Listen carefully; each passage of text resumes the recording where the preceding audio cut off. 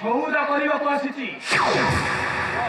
କୁହ କେତେ ଟଙ୍କା ପାଇଲେ ମୋ ପୁଅ ସାଙ୍ଗରେ ତୁମେ ମୁକ୍ତି କରିଦବ?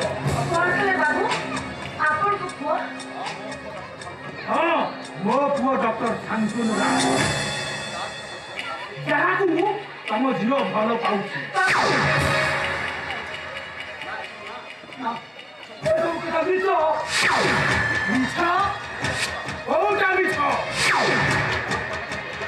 ମୋରି ଟଙ୍କାରେ ତୁମ ପରିବାର ଚଳୁଛି, ସେଇଟା ମିଛ।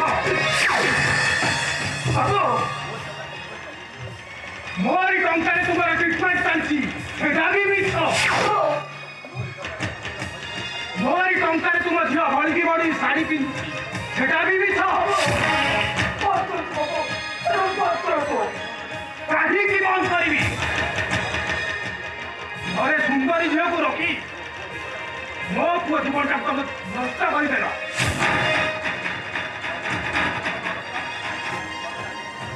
ତମେ ସେଇ ସତ୍ୟବ୍ରତ ମହାପାତ୍ର ନା,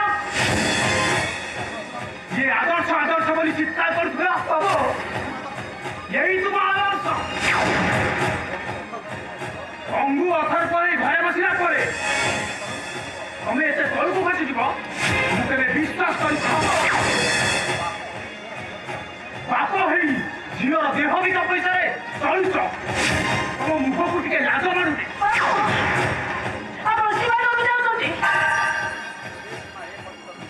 ଏ ସୀମା ଏ ପର୍ଯ୍ୟନ୍ତ ଏ ବିଶ୍ୱଜିତ ରାୟ ଦେଇନି। ଆଉ ଯଦି ତମେ ଡେଇଁବାକୁ ବାଧ୍ୟ କର, ପରିବାରଟା ପୁରା ଛାରଖାର ହେଇଯିବ। ମୁଁ ତୁମକୁ ଶେଷ ଥର ପାଇଁ କହିଦେଇ ଯାଉଛି,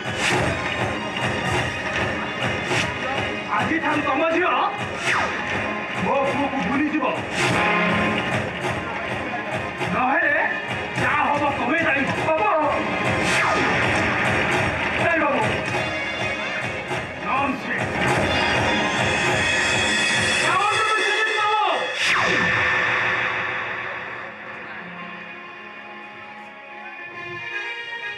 ମୋ ବାପା ମାଆକୁ ଆପଣ ଆପଣଙ୍କ ନିଷ୍ପତ୍ତି ସେମାନଙ୍କ ନିଷ୍ପତ୍ତି ମୋ ଠାରୁ ଶୁଣିଥାନ୍ତି।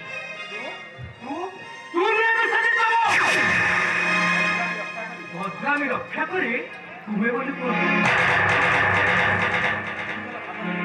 ଗୁରୁତର ଭାବରେ ଏବେ ବି ମଧ୍ୟ ଆପଣ ପାଇଁ ମୋ ମନରେ ଯଥେଷ୍ଟ ସମ୍ମାନ ବୋଧ ଅଛି। ମୁଁ ଚାହେଁ ନା ଆପଣ ମୋତେ ଏଠି ଅସମ୍ମାନିତ କରିବାକୁ ବାଧ୍ୟ। You nonsense! ତୁ ଟିକେ ଚୁପ୍ ହେଇଯା। ତମେ ବାବା ବିଶ୍ୱଜିତ ବାବୁ, ଅନ୍ୟର ପିଲାକୁ ଶାସନ କରିବା ଆଗରୁ ପ୍ରଥମେ ନିଜ ଘରକୁ ଯାଇ ନିଜ ପିଲାକୁ ଶାସନ କରନ୍ତୁ। ଆପଣଙ୍କ ପୁଅକୁ ଉଦ୍ୟୋଗ ପାଇଁ